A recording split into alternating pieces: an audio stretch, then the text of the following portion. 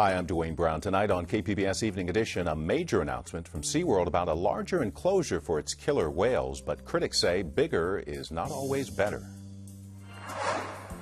I'm Amitha Sharma. A San Diego veterans group is getting financial help in its effort to fight homelessness among veterans. And we take a look at the emotional impact Parkinson's disease can have on not only living with the disease, but also family members and what support is available in San Diego.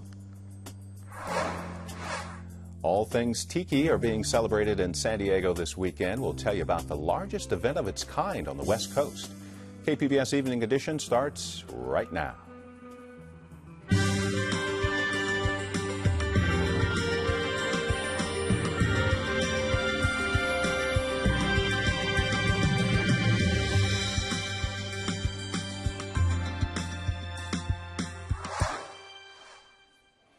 Hi, good evening. Thanks for joining us. After more than a year of public criticism about how it treats its killer whales, SeaWorld today announced a plan to expand its orca enclosures at parks in San Diego, Florida, and Texas. It's called the Blue World Project. Well, the first thing you're going to notice about this new innovative habitat, the first of its kind in the world, is simply the size. Double the size of the current existing habitat, up to 10 million gallons of water, going down to a depth of 50 feet. And the opportunity to see killer whales through an underwater viewing that's 4 stories high.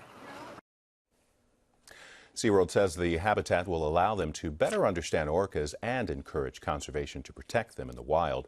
Attendance at the park has fallen, and so has the company's stock following criticism from the documentary Blackfish. PETA says the expansion is not enough, releasing this statement that says, quote, SeaWorld needs not to make larger tanks, but to turn the orcas out in seaside sanctuaries so they can feel and experience the ocean again. Hear their families and one day be reunited with them. A bigger prison is still a prison, end quote. SDSU's marketing professor Miro Kopik says SeaWorld's announcement may come at a convenient time, but it also shows SeaWorld listening to its critics and taking action. And it was an important announcement, a little odd in making it today after the stock price had declined after their earnings announcement. I'm sure this has been in the works for quite some time, and at least it's showing that they are serious about the issue at hand. He says the announcement may have already generated an impact. SeaWorld shares dropped by 30% on Wednesday. However, its share price did stabilize today. Darren Wilson is the name of the police officer in Ferguson, Missouri, who fatally shot an unarmed black teenager on Saturday, sparking protests and riots in the city. Police revealed the officer's name today and say 18-year-old Michael Brown is suspected of stealing a box of cigars from a convenience store shortly before he was killed. But the two incidents were not related to the police confrontation. NewsHour will have more on this story at 7. Texas Governor Rick Perry has been indicted by a grand jury for abusing the powers of his office by apparently carrying out a threat to veto funding for state prosecutors who were investigating police corruption. Perry broke the law by promising to cut $7.5 million over 2 years for the Public Integrity Unit. Well, it's been 2 years since the government started accepting applications for deportation relief for immigrants who came here illegally as kids. They can get a work permit and stay for 2 years if they meet certain requirements. It's called the DACA program. Our Fronteras reporter, Joe Replogel, looks at the results in San Diego. Viviana Gonzalez lived in fear of being deported and separated from her family until she got accepted into the DACA program last year. She says the work permit that goes along with it has been the best change. Finding a job is so much easier, which in turn affects everything from you being able to have disposable income to go to school and to invest it and, eventually do the savings that you've never been able to do before. More than 180,000 young Californians have applied for DACA, the highest number of any state. But that's only about half the number of Californians who qualify for DACA but haven't yet applied. There's a lot of people that still have not signed up for DACA because of financial issues, so we're trying to provide some scholarships. The U.S. House of Representatives voted last month to end the DACA program, though that bill is unlikely to become law. In the meantime, the Obama administration is studying the possibility of expanding deportation relief to other immigrants in the U.S. illegally. Jill Replogle, KPBS News. A longtime San Diego veterans group is getting financial help to fight homelessness. Amita Sharma finds out how they'll use the $1 million federal grant. They've become a fixture here in San Diego County. Homeless veterans carrying signs asking for food and money. 17% of the county's homeless are people who served in the armed forces. Returning from combat for many veterans is filled with struggle. They're grappling with poverty, mental illness, and addiction. There is some good news locally, though. The Department of Veterans Affairs is giving Veterans Village of San Diego a $1 million grant. I'm joined by Phil Landis, President and CEO of Veterans Village, and his colleague Hanan Scrapper. She's Program Director for Supportive Services for Veterans Families. Hanan, what will the grant money be used for? This grant is part of the VA's initiative to end veteran homelessness in 2015. So as part of that, it's really focused on working with families and individuals who are homeless to get them into housing and provide the supportive services that they need to maintain their home and live stable lifestyle. Phil, why are veterans chronically homeless? Where is the deficiency in the safety nets? Well, that's a really good question, and there is no simple answer to that. I'm not sure that, veterans falling into homelessness criteria is much different than anybody else's. We just happen to live in a community where there is a high population of veterans. Maybe there's something about just being in the service that has something to do with it. We don't really know. We're going to take you as you are. We don't want to drill down too deep other than what are the causes for you specifically, what brought you to our doorstep, and then try and help you solve those issues and get on with your life. Hanan, what is the most crucial piece in reintegrating a homeless veteran back into society? It's really meeting them where they are and working with them to help them build from strength up. You put a roof over their head and provide the services that is appropriate for them. They know their families best.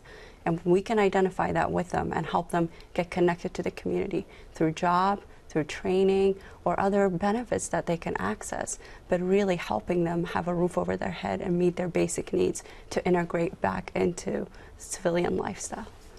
Phil, is there a connection between the problems that we're hearing at the Veterans Administration and homelessness? I mean, we hear that it can take up to a year for returning veterans to receive benefits. So is there a tie between these two, homelessness and VA problems?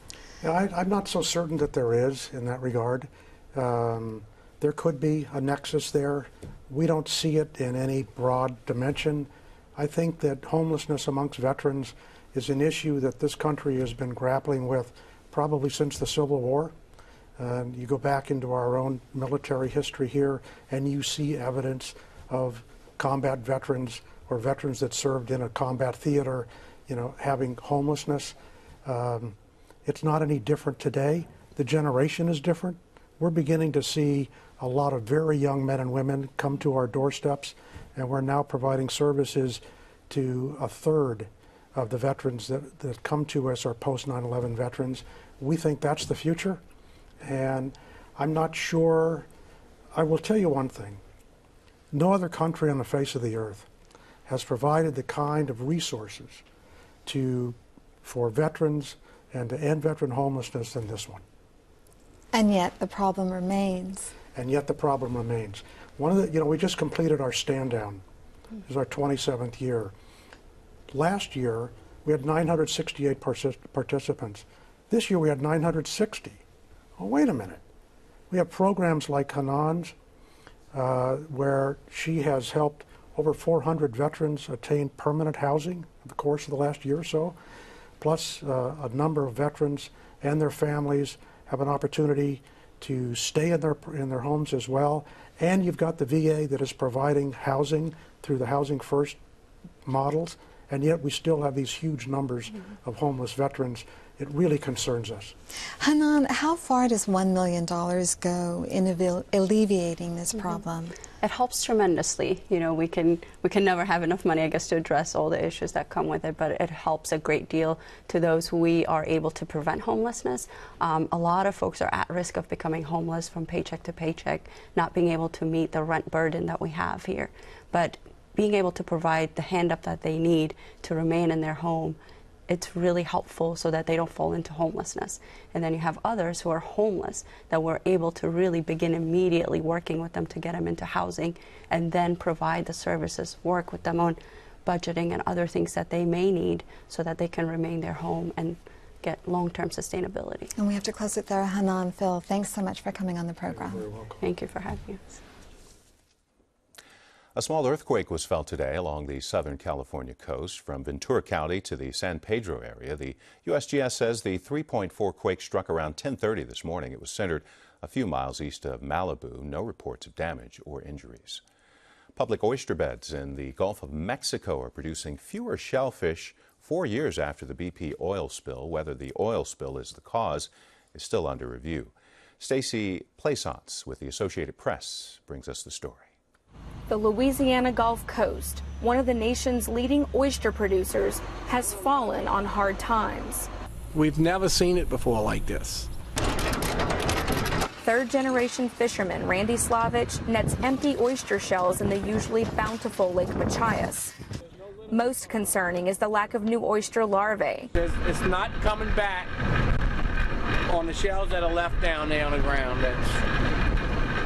Since the spill. Whether the oil spill is a cause is still under review by the Natural Resource Damage Assessment. The oyster industry was already facing challenges before BP's Macondo well blew wild in 2010.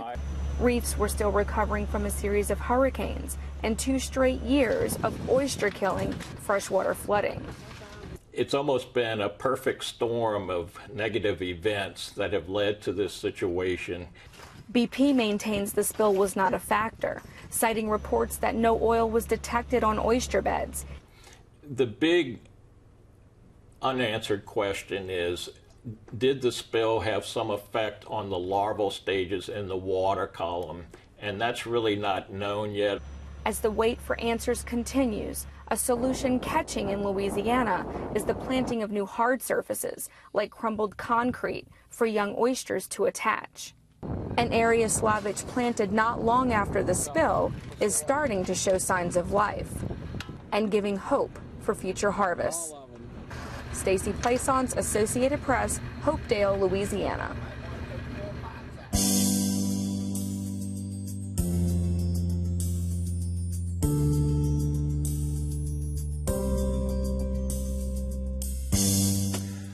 Actor Robin Williams' wife says he had been diagnosed with early Parkinson's when he took his own life earlier this week. Amitha Sharma has more on the emotional impact of the disease. Parkinson's disease is a neurodegenerative disorder that affects about 1 million people nationwide. Depression can be a byproduct of the disease. Jerry Henberger, Executive Director of the Parkinson's Association of San Diego, joins me to talk about some of the therapies the group offers not just to Parkinson's patients, but their families. Jerry, what are the first signs of Parkinson's? Well, you touched on it. Depression and anxiety is very prominent when someone gets diagnosed. But prior to diagnosis, people with Parkinson's end up with tremblings in their hand. Usually it's on one side of the body. It could be their leg, it could be a tremor in their foot. Those are the early signs where they say, this doesn't seem right. And I have a feeling where I'm just not feeling the way I should. And so they start looking for a diagnosis, and it's very difficult for a general practitioner to identify and diagnose. And so oftentimes it goes undiagnosed for quite a period of time until they get lucky and find a movement disorder neurologist. What does the disease do to a person? In other words, how debilitating can it get? Okay. So Parkinson's manifests itself in several different ways. It could be dystonia, which is where they lose their facial expression. It could be a movement disorder, which has a broad range of parts where they lose their mobility, their balance, their walking, they can have freezing, their hands tremble, their hands no longer swing when they walk. All of those are symptoms of the motor sides of Parkinson's. Another one is in their voice. Their voice gets softer. It's a muscle. It needs exercising. And so voices get softer. But then there's the cognitive side, and that's fundamental understanding of what's going on around them. It's the depression, the anxiety, all of those things come into play with Parkinson's disease. But interestingly, it doesn't show all the symptoms, and there's no two Parkinson's patients that manifest those symptoms the same. And so that's why it's so difficult to diagnose. So as you said, with this disease, like most, comes anxiety and depression. What kind of therapies does the Parkinson's Association of San Diego offer patients? Well, we've seen, well, to start off with, for years we've had support groups. And so support groups are a great way to get out and to talk to people that have a like mind, so that they're going through the same struggles. And so the support groups are an incredible way to network and feel better about yourself. But we encountered a period of time where those support groups were, as great as they weren't addressing the whole issues of some patients, and the depression and anxiety were debilitating. And so we started off about a year ago with a program called Minds in Motion to address the different symptoms of Parkinson's. The mind side of it, we had a part-time psychologist. That has erupted into over 18 mental health professionals on our staff working exclusively on therapy, cognitive behavioral therapy, talking through marital issues. The services have been amazing. The response to the community has been phenomenal. And I think that we have averted several severe problems that people may have had as a result of the early diagnosis. So the fact that there has been such a growth in the number of therapists that you have, must mean that there are a lot of Parkinson's patients in San Diego County. How many? There are 18,000 people with San Diego that have Parkinson's in San Diego, but Parkinson's isn't just a disease that affects someone with Parkinson's, it affects the whole family. And so we say 50, 60,000 people are affected by it in San Diego. But because of our programs, this last year we've been asked to move into Los Angeles as well. And so now we have a population that exceeds 100,000 people that have Parkinson's that we're trying to serve.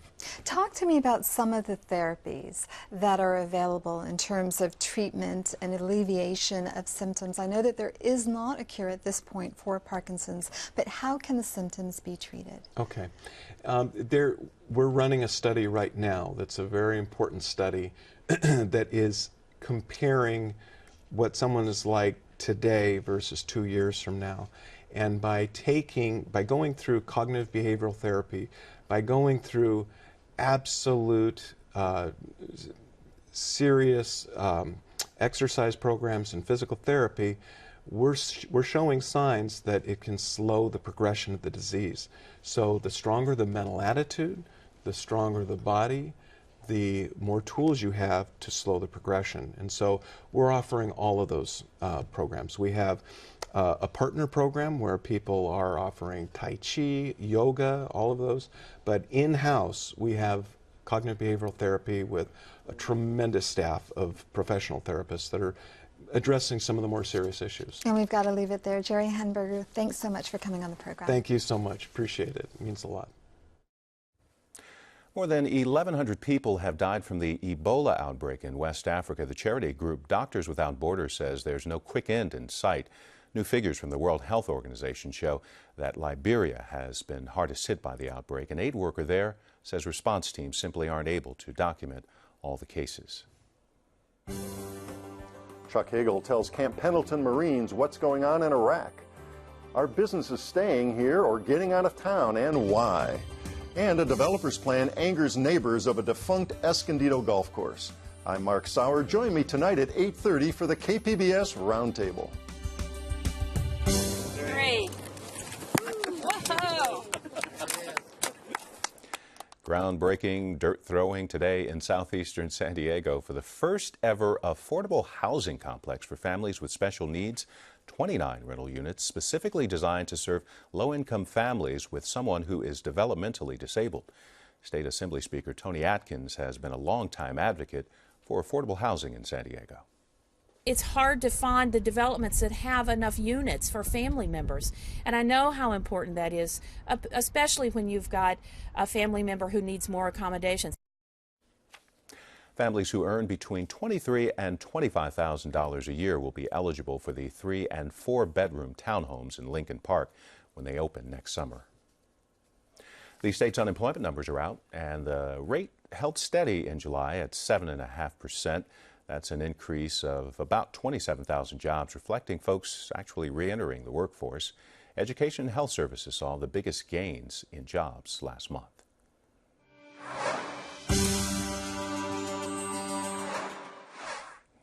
It's the only event of its kind on the West Coast, and it's a throwback to the days of tiki bars, beatniks, and Mai Tais. KPBS arts reporter Beth Accomando explains what goes into the tiki gathering.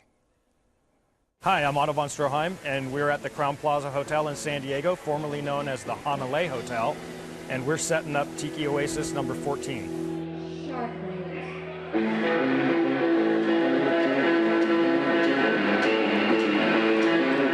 Tiki Oasis is a convention for people that are into tiki style. It's sort of the mecca for people. People are coming from all around the world. So people that like sitting on the beach, or people that like design and artistic things. You know, the architecture and the exterior design of tiki restaurants and the interior design of tiki restaurants are just really dense and elaborate, kind of like a Disneyland ride. It's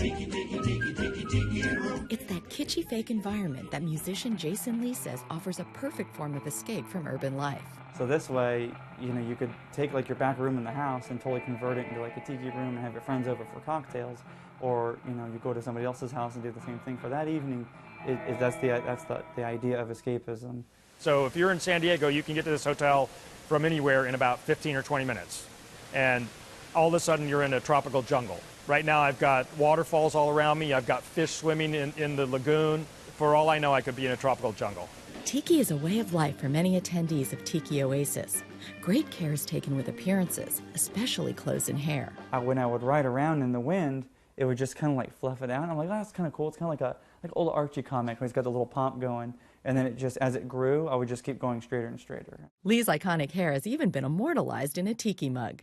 But there's more to tiki than just hair and clothes. If I had to boil it down to one word, it would be fun. If I had to boil it down to two, I could say island lifestyle. Von Stroheim's desire to define, as well as save and document that culture, led him to create a zine called Tiki News. Then he decided to physically gather the tribe for a convention. It started in Palm Springs to save a hotel there called the Tropics, and we saved it, and we outgrew it, so we moved it down here to the Hanalei Hotel. Now that convention draws 3,000 people, runs 4 days, and has some 60 hours of symposiums. In the symposiums, you can learn about cooking, like how to throw a luau. You can learn about cocktails. You can learn about music. The architect who did this in 1964 and remodeled it in 1980 is speaking this year. We focus on history and all the elements of the arts. You can learn dance. You can learn ukulele, guitar. I'm going to give you guys a quick example of what we'll be doing this weekend.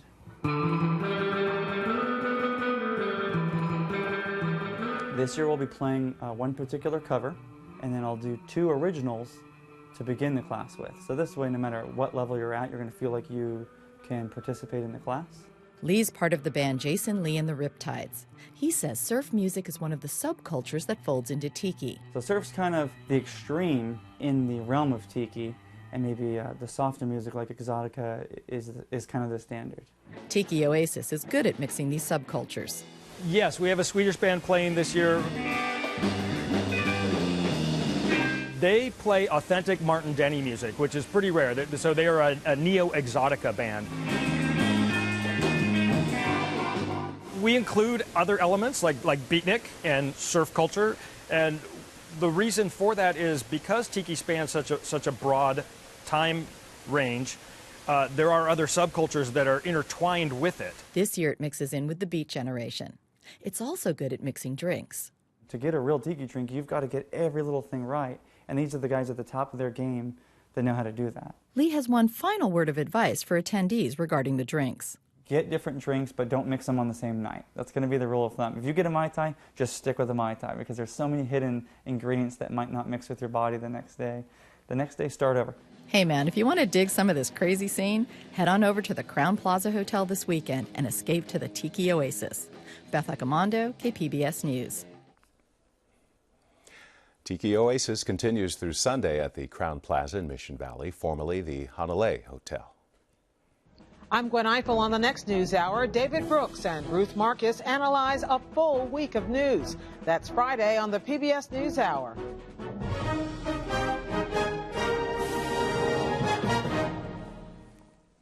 Should be a nice weekend for whatever you have planned. A mix of sun and clouds expected along the coast, mostly in the upper 70s. Morning clouds, then sunshine for the inland valleys, but it'll be a bit warmer there with upper 80s for the next few days. Clear in the mountains, temperatures also in the 80s, and it's all about the summer heat in the desert. Temperatures well above 100 with plenty of sunshine. Let's recap our top stories now. SeaWorld today announced a plan to build a larger new orca enclosure at parks in San Diego, Florida, and Texas. The marine park has been fighting criticism following the release last year of the documentary Blackfish. You can find tonight's stories on our website, kpbs.org/evening edition. Thanks for joining us. You have a great weekend.